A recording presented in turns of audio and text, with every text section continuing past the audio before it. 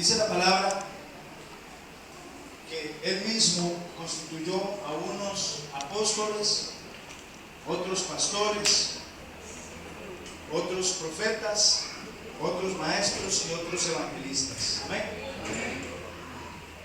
Yo me confieso y yo soy un pésimo evangelista. Pésimo. No sirvo como esas dos personas que llegan y se sientan a la par de otro y una vez le echan el cuento y ya lo tienen para Dios. Yo no. A mí me cuesta mucho sentarme y hablar sobre el evangelismo personal, el evangelismo de persona a persona, pero eso es algo muy importante porque tiene que darse. Amén. El evangelismo es una parte muy importante del ministerio. El evangelismo yo lo compararía, digamos, como para cuando una persona estudia. Ahora que yo veía a mi esposa estudiando biología, y esa persona estudia y adquiere conocimiento, pero ese conocimiento no lo puede llevar hasta la práctica hasta que lo viva en carne propia. Entonces, ¿cómo funciona eso? Ella llega y me dice: es que estoy leyendo aquí sobre las mitocondrias y los retículos endoplasmáticos, y yo me le quedo así, y yo le digo: ok, todo eso está muy bien, es conocimiento, pero ella no va a poder verlo en carne propia hasta que ella no se consiga su microscopio y pueda poner una célula debajo del microscopio y ver y decir: ah, esto es lo que estaba hablando, esto es lo que yo aprendí, esto es lo que vi. Y entonces ella ya lo puede ver. Por ejemplo, todos sabemos que Saturno tiene anillos, pero ¿cuántos lo han visto con sus propios ojos? Lo hemos visto en tele, en fotos, sabemos que tiene anillos. Un astronauta, él adquiere conocimiento cuando estudia, pero en el momento que él viaja al espacio y puede por medio de un telescopio ver los anillos de Saturno, él dice: ahí está, eso era lo que yo estaba hablando. Igualmente el evangelio. Uno viene a la iglesia y aprende el evangelio y estudia sobre el evangelio y tú sabes que eres salvo, tú sabes que eres sano, tú sabes que Dios te provee, pero no es hasta el momento en que lo vives en carne propia que dices: ah, era así como funcionaba el evangelio. Tú dices, te lees la palabra y dice: Él llevó nuestras enfermedades y dolencias a la cruz, y tú dices: gloria a Dios, pero estoy sano. Pero no es hasta el momento en que tú tienes una enfermedad y llegan y Él te sana, y entonces tú dices: así es como funciona el evangelio. Así es. Entonces, Él me sanó, ya yo lo sabía, ahora ya lo veo en carne propia. Igualmente, como cuando usted dice: ah, sí, Dios es mi proveedor, gloria a Dios, y usted gana 2 millones de pesos al mes. Genial. Pero ¿qué pasa cuando tú no ganas nada al mes y aún así Dios te provee? Entonces tú dices: ah, así es como funciona. Amén. Así es como funciona el proveedor. Amén, porque Él está ahí. Así es el evangelio. Pero el evangelio no siempre. El evangelio significa buenas nuevas. Amén. Lo que pasa es que el evangelio no siempre suena como a buenas nuevas. El evangelio significa buenas noticias. Si usted es un evangelista, yo tengo que decirle a usted que usted es portador de buenas noticias. Amén. Pero el evangelio no siempre suena como a buenas noticias. Les doy un ejemplo, y es el que quiero hablar hoy. Juan el Bautista. El verdadero evangelio es chocante. El verdadero evangelio es el que te incomoda, pero es el que te provoca a hacer cambios en tu vida. El evangelio no es que yo venga y te diga: oye, Jesús te ama y quiere que seas millonario, dentro de un mes vas a ser millonario. Eso no es el evangelio. Juan, para mí, yo diría que uno de los evangelistas o predicadores más más duros. Ustedes saben cómo es el evangelista Juan. Juan el Bautista, cuando él predicaba, y ahora lo vamos a ver, Él les decía a la gente, arrepiéntase de sus pecados, porque si usted no se arrepiente de los pecados y si usted no cambia, se va a quemar en el infierno. Qué buenas noticias. Amén. Son buenas noticias. Pero incomoda, pero choca, pero te hace cambiar. Amén. ¿Por qué? Porque la vida eterna no es para los que quieran ser alcahueteados. Dios no es alcahuete. Dios te deja hacer lo que tú quieras, pero en el momento va a haber un juicio. Y ahí es donde tú vas a alcanzar o la vida eterna o condenación eterna. La buena noticia es que todos tenemos vida eterna. Juan el Bautista se le acercaba a la gente y le decía la verdad en la cara. Le decía, usted tiene que cambiar. Juan el Bautista le decía, arrepiéntase y deje de hacer lo que usted está haciendo. Juan el Bautista llegaba y le decía a usted, vea, usted se cree muy santico, pero no es así, tiene que cambiar. Ese era Juan el Bautista. Yo quiero que me acompañen a Mateo 3, 1. Mateo capítulo 3, versículo 1.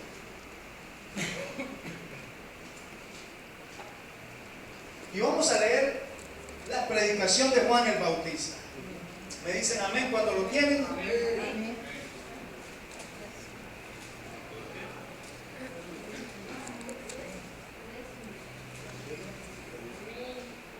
Dios es juez y es un juez justo. Amén. Dice la palabra en Mateo 3:1, vamos a leer hasta el versículo 12. En aquellos días vino Juan el Bautista predicando en el desierto de Judea y diciendo, arrepentíos porque el reino de Dios se ha acercado. Pues este es aquel de quien habló el profeta Isaías cuando dijo, voz del que clama en el desierto, preparad el camino del Señor, enderezad sus sendas. Y Juan estaba vestido de pelo de camello y tenía un cinto de cuero alrededor de sus lomos, y su comida era langostas y miel silvestre.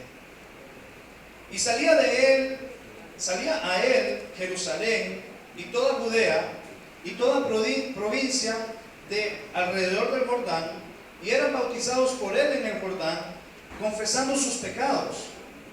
Al ver que muchos de los fariseos y de los saduceos venían a él a su bautismo, les decía, generación de víboras, ¿quién nos enseñó a huir de la vida venidera?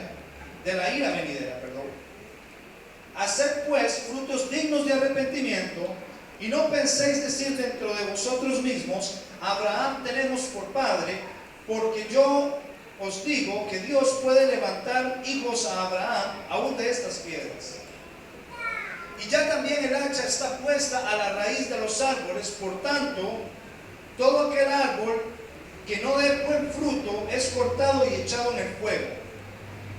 Yo a la verdad os bautizo en agua para arrepentimiento, pero el que viene detrás de mí, cuyo calzado no soy digno de llevar, es más poderoso que yo. Él os bautizará en Espíritu Santo y fuego. Su aventador está en su mano, y él limpiará y recogerá su trigo en el granero, y quemará la paja en el fuego que nunca se apagará. En Lucas 3:8 añade, con estas y otras muchas exhortaciones anunciaba las buenas nuevas al pueblo, al punto que Herodes lo metió en la cárcel. Buenas noticias para los evangelistas. No le van a caer bien a la gente, pero van a llevar las buenas nuevas de salvación. Y Juan el Bautista decía, arrepentíos porque el reino de Dios se ha acercado. Y yo siempre había escuchado esa frase cuando niño y decía, wow, el reino de Dios se ha acercado. Y yo cuando salía de la iglesia volvía para arriba a ver si veía un planeta pasar por ahí, porque decía, ¿cómo funciona eso? No lo entiendo. Yo decía, Señor, yo quiero que tú me des más revelación de de cómo funciona el reino de Dios y cómo funciona de que se ha acercado. Porque yo quiero saber, porque quiero verlo. Y yo me decía, lo que pasa es que mucha gente siempre anda buscando más revelación de la que puede sostener. Entonces te lo voy a dar sencillito. El reino de los cielos es un reino, por eso se llama el reino de los cielos. Un reino es un gobierno establecido por Dios. Como reino tiene que tener un rey, Jesús. Dice, Él es Rey de reyes, Señor de señores. Entonces Dios establece un gobierno. ¿En dónde? En los cielos, por eso es el reino de los cielos. Y pone a Jesús como rey. La sede principal del gobierno del reino de los cielos está en los cielos. Pero como todo gobierno, tiene que tener otras sedes. Costa Rica tiene embajadas en Estados Unidos y en otros países. Estados Unidos tiene embajadas casi que en todo el mundo. El reino de los cielos dice, yo quiero tener esta embajada que se llama tierra. Y quiero poner ahí a mis embajadores. Yo quiero que usted levante la mano este día y diga, yo. Diga como que lo cree. Yo soy un embajador del reino de los cielos aquí en la tierra. Des un aplauso.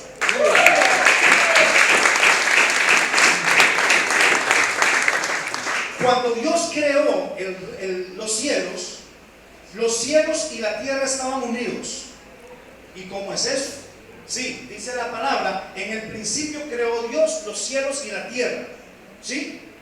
Y después dice, y el Espíritu de Dios se paseaba sobre la faz de las aguas.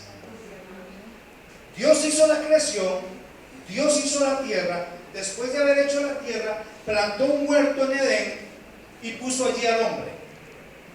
En hebreo se dice Gan Edén.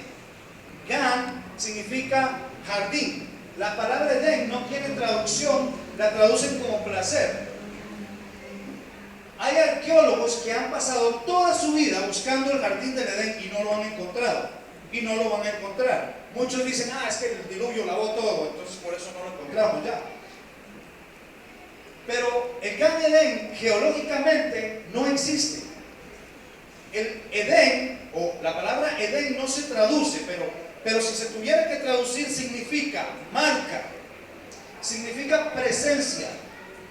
Edén significa puerta abierta, significa momento, significa deleite, significa placer. ¿Qué me quiere decir esto? Que el Edén es un lugar por un momento donde la presencia de Dios es una puerta abierta al cielo para poder deleitarme en Él y que Él se manifieste en mi vida para yo poder vivir un placer continuo. Y así era como estaba Adán, continuamente en la presencia de Dios. En Génesis 3:8 dice que cuando ellos cayeron, cuando pecaron, dice que oyeron la voz de Jehová que se paseaba por el huerto. Ahí estaba la presencia de Jehová. Ellos vivían dentro de la presencia de Jehová. Y dice que se pasaba al aire del día, dice la palabra. Y yo decía, y entonces en la noche no, solo en el día. No, al aire del día quiere decir que se paseaba al descubierto. Jehová con el hombre estaban unidos, la tierra y el cielo estaban unidos. La presencia de Jehová estaba siempre ahí, siempre ahí. El hombre vivía dentro de la presencia de Jehová aquí en la tierra. Eso es que estaban unidos el cielo y la tierra, estaban conectados. Porque ese era el plan original de Dios y sigue siendo el plan original de Dios. Que el cielo y la tierra estén conectados. Pero entonces llegó Satanás e hizo caer al hombre. La serpiente era astuta. Dice que le dijo a la mujer, con que de todo el árbol no puedes comer. Y ella le dijo, no, sí, de todos podemos comer, solo de ese no. Entonces dijo, no vas a morir. Y cayó e hizo romper esa comunión. ¿Y qué pasó con el hombre? Fue expulsado del Edén. ¿Sí? Eso dice la palabra. Rompe con esa relación Satanás y el hombre es expulsado del Edén. Entonces ya el hombre no vive dentro de la presencia de Dios.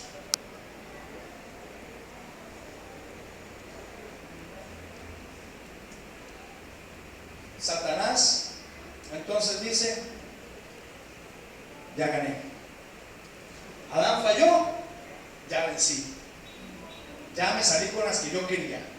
Si yo no pude estar en la presencia de Dios, el hombre tampoco. Ya gané. Lo que Satanás no sabía es que el postrer Adán, Jesús, no falló. Y cumplió su propósito. Y nos dio acceso al Padre. Dice la palabra que Jehová en ese tiempo, esa comunión del cielo y la tierra se separó.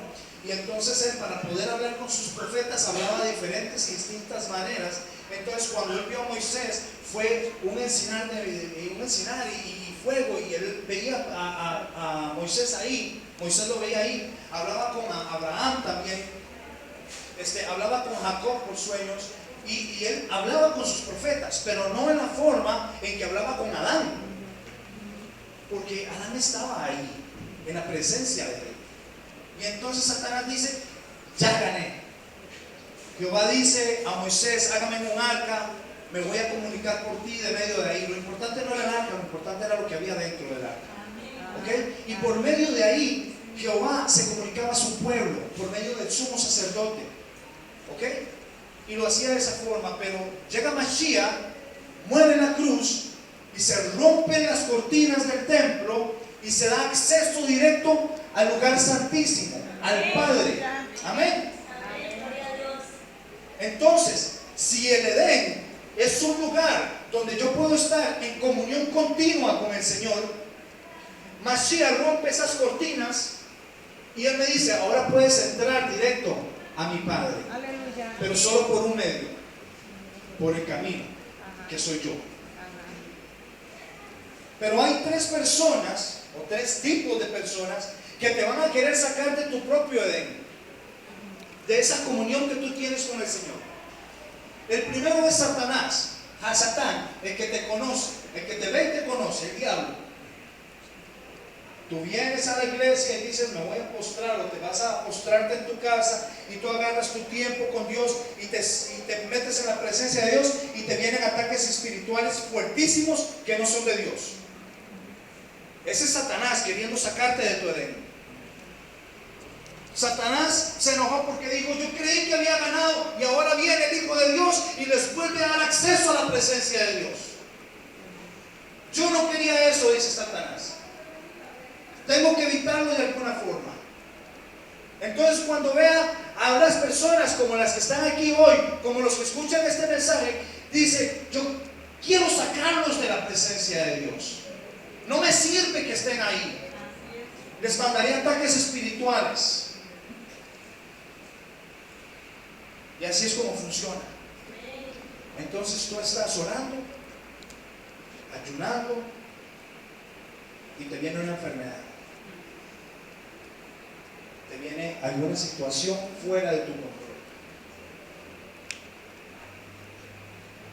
El segundo tipo de personas que quieren sacarte del Edén son los mismos hermanos o amigos, los hermanos de la iglesia, las personas que quieren sacarte del Edén porque se dejan usar por Satanás. No hay nada más feo que estar aquí. Nosotros hemos adoptado una cultura en esta iglesia muy bonita. Venimos, y desde que venimos empezamos de una vez a levantar y a limpiar los aires y estar en esa presencia de Dios. Y tú estás adorando y aleluya, Señor, gracias, oh Dios, bendecimos tu nombre. Y orando: oiga, ¿cómo le va? Ya, no la vi ayer. Pasa nomás. Respete el Edén de las demás personas. Respete que las demás personas están en la presencia de Dios. Si usted no quiere estarlo, no lo esté. Pero respete a los que sí están. Estás adorando y levantas tus manos y pasa algo. Señor, te lo mando de una vez. ¿Sí? Estás bajando la presencia de Dios, la sientes la presencia, el Espíritu de Dios, y llega el otro y pasa la parte. ¿Sí? Estás adorando, estás bien metido en la presencia de Dios y viene el otro.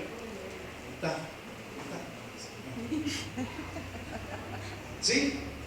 Y se dejan usar por Dios, por Satanás.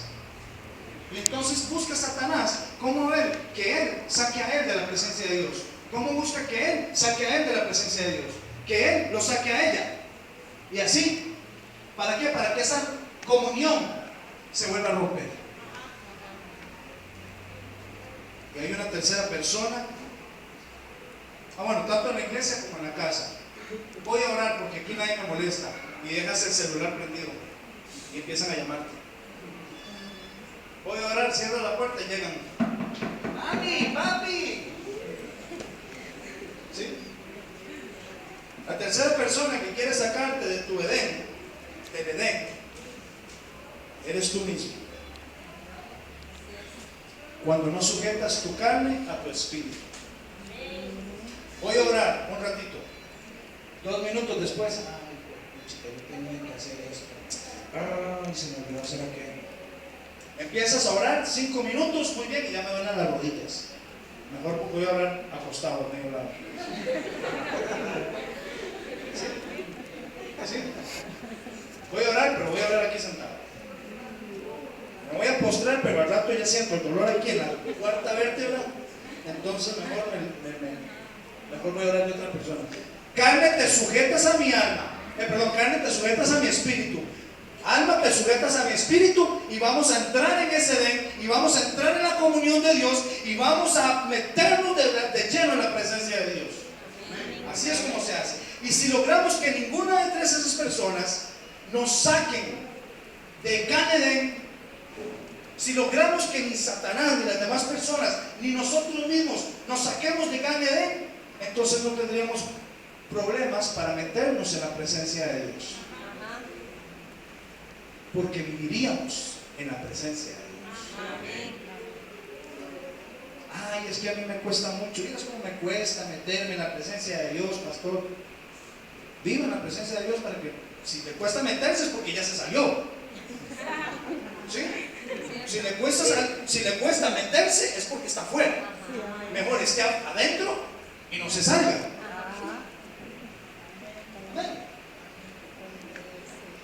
Por eso Elías decía: vive Jehová en cuya presencia estoy.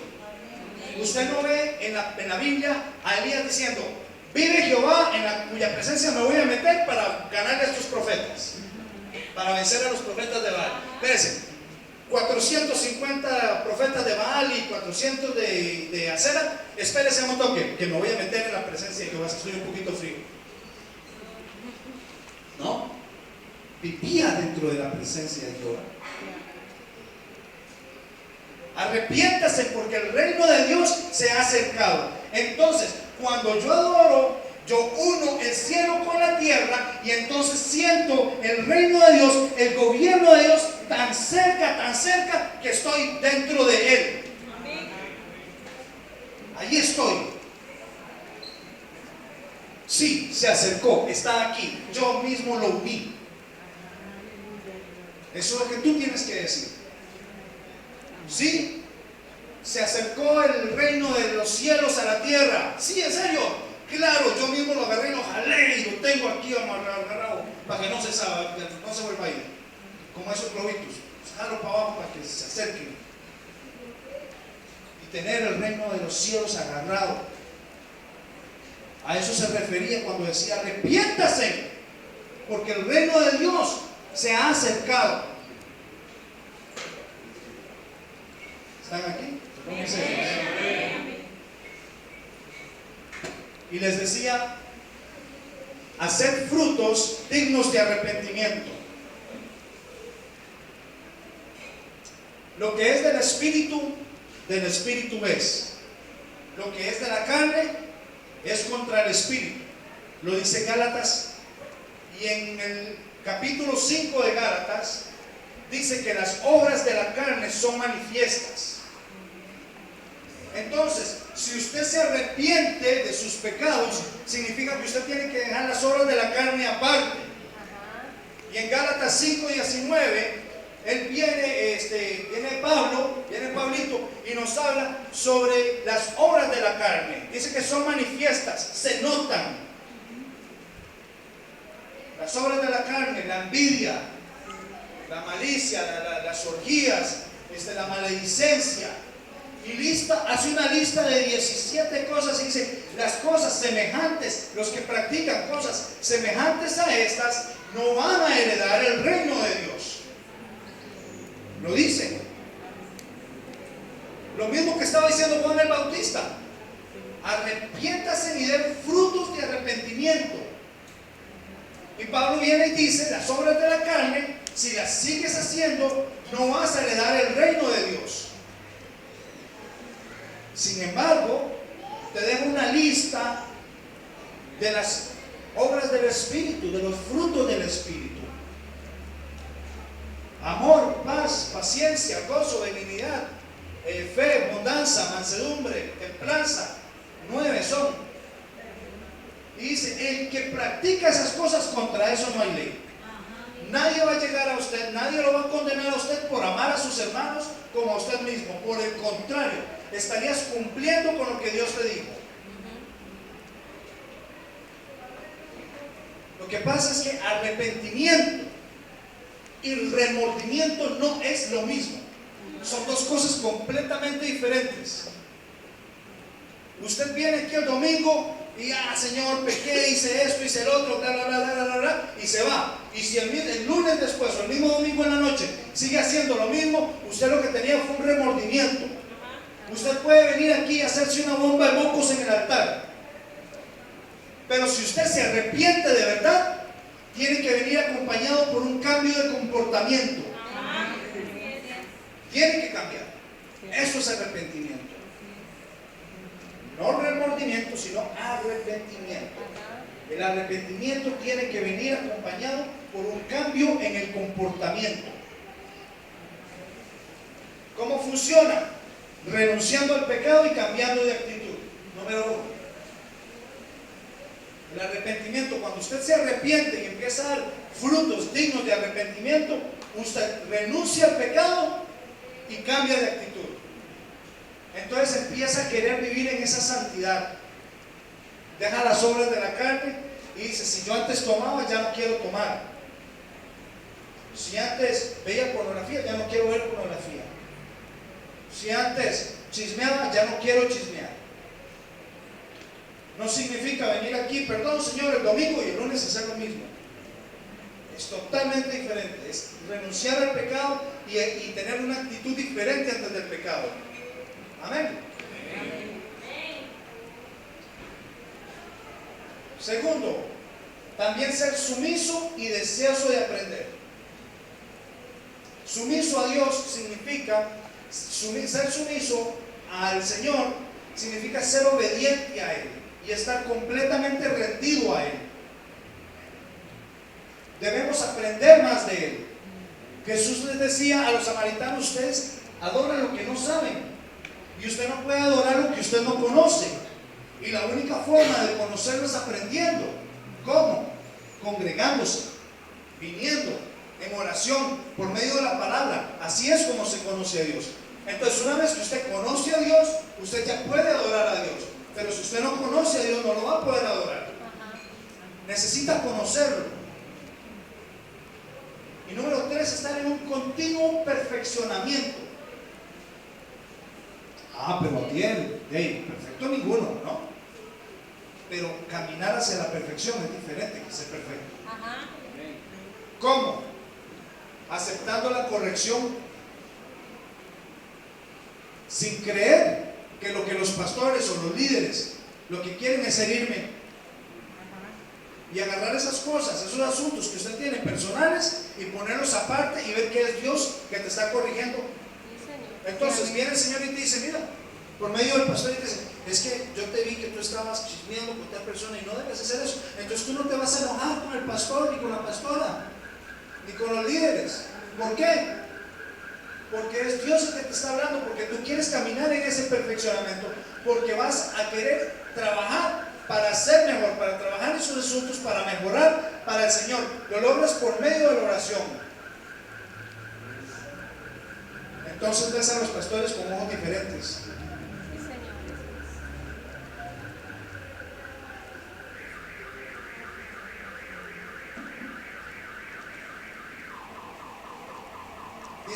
Decía Juan el Bautista,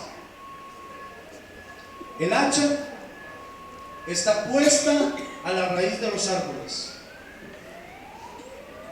y el árbol que no dé fruto va a ser cortado y echado al fuego. El que no dé buen fruto,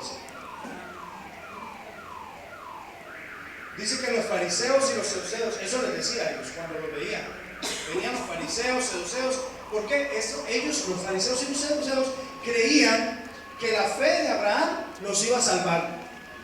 Por eso les dice, no piensen que porque dentro de nosotros mismos que Abraham tenemos por padre, porque Abraham, Dios puede levantar a Abraham hijos de estas piedras.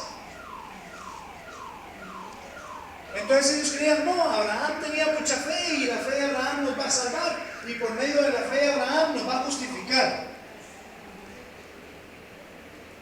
Esos son los cristianos que se engañan a sí mismos. Engañan a los demás y se engañan a sí mismos.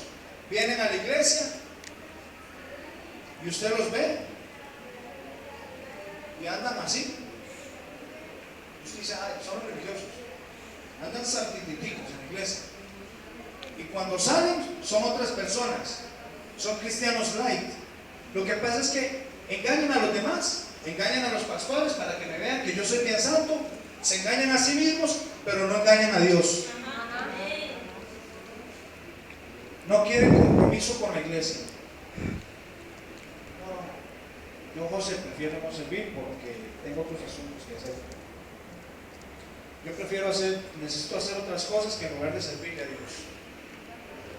Yo prefiero venir a la iglesia, quedarme sentado en una banca, después irme y seguir con mi vida normal de lunes a sábado. Y el domingo vengo a la iglesia y el domingo soy santo. Lo que pasa es que no funciona así. La palabra dice que sin santidad nadie verá a Dios. Y Juan el Bautista llegaba y les decía, yo los bautizo en agua para que se arrepientan de sus pecados, pero el que viene detrás de mí es mucho más poderoso que yo. Yo ni siquiera merezco ponerme las chancletas de él. No merezco ponerme los zapatos de él. En otro evangelio dice, no merezco amarrarle las sandalias. Y él los va a bautizar en Espíritu Santo y en fuego. Y yo leía eso y decía, Señor, Dios mío, ¿cómo me vas a dar a poner esta palabra en la iglesia? Yo los voy a bautizar en Espíritu Santo y en fuego. Para los que no apuntaron, tenía que ponerle un nombre a la prédica, le puse agua, Espíritu Santo y fuego. Así se llama la prédica. Agua, Espíritu Santo y fuego. Te bautizas en agua, vienes a la iglesia, te conviertes, te bautizas en agua y perfecto. En Juan 3:5 viene Nicodemo y le dice, Señor, ¿cómo voy a heredar el reino de los cielos? Y él dice, tiene que nacer de nuevo. Nicodemo le dice, ¿cómo me voy a meter en el vientre de mi mamá y volver a nacer si ya estoy de 37 años? Entonces Jesús le dice, es que para poder heredar el reino de Dios, para poder entrar en el reino de Dios, tienes que ser bautizado en espíritu, tienes que nacer de agua y de espíritu. Le estaba diciendo, tienes que bautizarte tanto en agua como en espíritu. Bautismo significa inmersión, significa meterse dentro de. Cuando nosotros somos bautizados en agua, nos meten dentro de el agua. y somos bautizados para el arrepentimiento de pecados. Simbólicamente, cuando tú sales del agua, estás naciendo como un hombre nuevo y dejando los pecados atrás. Amén. Por eso es tan importante que los que no están bautizados aún aquí, que nos busquen a Estercita para que nosotros podamos hacer un curso de bautismo para que usted se bautice en agua. Amén. Y deja todos los pecados atrás y nace una nueva persona. Amén. Bautismo en Espíritu Santo. La Biblia en Hechos 2 dice que en el día de Pentecostés estaban reunidos todos los apóstoles y dice que se vino un viento fuerte y descendió el Espíritu Santo y dice que se puso sobre ellos como lenguas de fuego. Ahora, no dice que era lenguas de fuego, dice como lenguas de fuego. Cuando Jesús se bautizó y salió del agua, dice que descendió el Espíritu Santo como en forma de paloma. No, que era una paloma. No se imagine usted una paloma parada en la cabeza de Jesús. No era así. Era que el Espíritu Santo descendía en una forma, delicada sobre él. Y sobre los apóstoles se postró encima de ellos el Espíritu Santo. El Espíritu Santo estaba sobre ellos y parecía que los estuvieran con fuego, pero no era fuego, era el Espíritu Santo. Y hablaban diferentes idiomas. El hablar en lenguas es solo una manifestación de ser bautizado en el Espíritu Santo, pero solo una, porque no es que ahora ya hablo en lenguas y entonces ahora sí, ya soy bautizado y entonces ahora voy a hablar en lenguas y bla. No, es parte de, pero no es el bautismo. El bautismo en el Espíritu Santo es una inmersión dentro del Espíritu Santo. Entonces tienes que estar sumergido dentro del río del Espíritu para ser bautizado por el Espíritu Santo. Y dejar que sea el Espíritu Santo el que nos dirija. Amén. Significa arrepentirse de la vieja forma de vivir y empezar a vivir en santidad. Aunque tú tengas años en la iglesia, puedes tener 30 años en la iglesia y puedes que aún estés necesitando el bautismo del Espíritu Santo en tu vida. Amén. Cuando nosotros aceptamos a Jesús en nuestro corazón, entonces Él envía el Espíritu Santo. Digo, yo me voy, pero no los voy a dejar solos. Les voy a enviar el Consolador, el Espíritu Santo, para que seamos sumergidos dentro de Él. El Espíritu Santo no es algo, es alguien. El Espíritu Santo no es como este saco, que yo vengo, me lo pongo de aquí y entonces soy pastor. Pero entonces yo me voy de aquí, me quito el saco y entonces ya no soy pastor. Ahora ya no soy pastor porque ya me quité el saco. Y entonces ahora soy el mismo costoso que era durante el resto de semana. Y ven el otro domingo otra vez y vengo y me vuelvo a poner el saco. Y entonces ahora sí, Espíritu Santo, vamos. Ese no es el Espíritu Santo. El Espíritu Santo no es eso. El Espíritu Santo no es algo que usted se pone y se quita. El Espíritu Santo no es algo que usted se pone y se quita. No es algo. Amén. El Espíritu Santo es alguien. Yo quiero hacer eso una representación pequeña, a ver si me ayudas, ¿sí? Con lo que ya sé. El Espíritu Santo es alguien, es una persona. Él viene y te ve a ti con la Biblia y Él anda detrás suyo y te dice, mira, aquí dices que eres bendecida, dice que eres real sacerdocio, aquí dice que tú eres nación santa, mira, aquí dice que eres sana. El Espíritu Santo está contigo y se sienta a la par tuya de leer la Biblia cuando tú leas la Biblia. Amén. Amén. El Espíritu Santo te ve postrada y empieza a ministrarte. El Espíritu Santo te ve postrado en la presencia de Dios y te ministra. Señor, mírala aquí donde está. Vamos a bendecir a esta persona porque está postrada, porque conoce. Pero cuando tú haces algo malo, el Espíritu Santo también va contigo y te dice, oiga, ese no es su nombre. Su nombre es aquel. Y si usted sigue con eso, el Espíritu Santo nada más se pone triste y dice, te lo dije que no lo tengo yo. Ese no es mi prometido. Y se pone triste. Pero el Espíritu Santo sigue contigo. A donde tú vayas. Estás solo en la casa, gracias. Estás solo en la casa, el Espíritu Santo está contigo. Donde quiera que estés, ahí está el Espíritu Santo.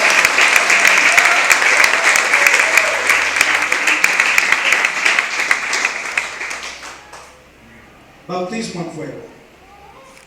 Donde quiera que estés, en tu casa, en tu trabajo, en la iglesia, en tu habitación, en el baño, frente a la computadora cuando estás solo, frente a la otra persona que va a chismear,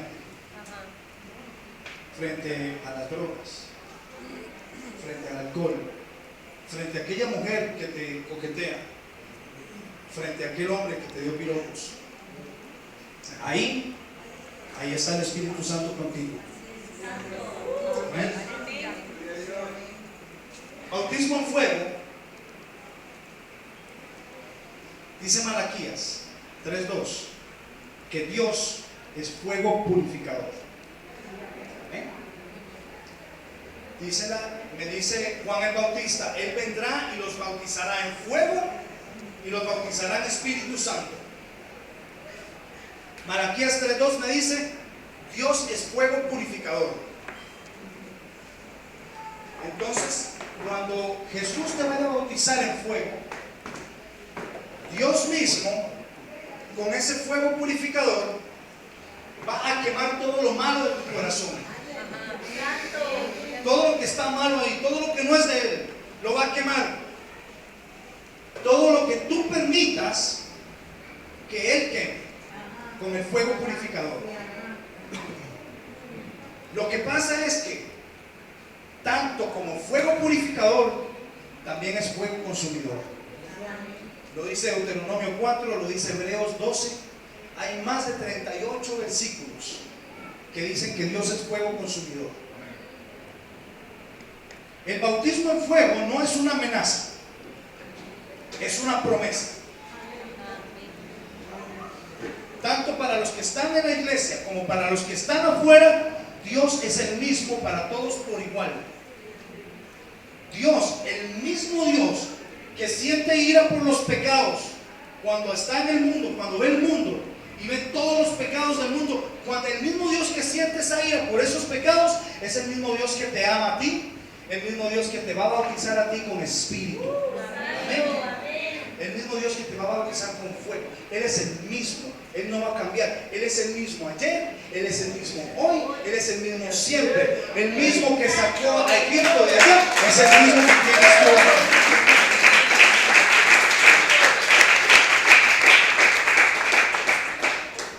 Y con esto quedamos doblemente sellados.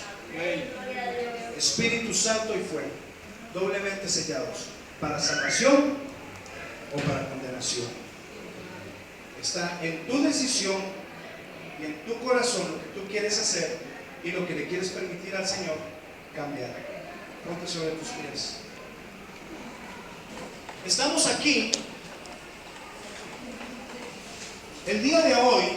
Todos los que estamos aquí porque en algún momento alguien cumplió con la función de evangelista. En algún momento alguien se le ocurrió decirle: Jesús te ama.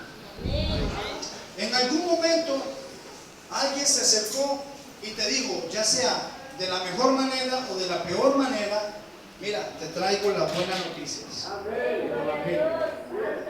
Estamos aquí todos hoy reunidos porque en algún momento teníamos problemas y necesitábamos buscar de Dios. Estamos aquí porque en algún momento ya no podíamos, teníamos problemas, estábamos perdidos y Él nos rescató. Estábamos en un pozo, lodo cenagoso, y Él nos rescató y nos sacó. Y por eso estamos aquí.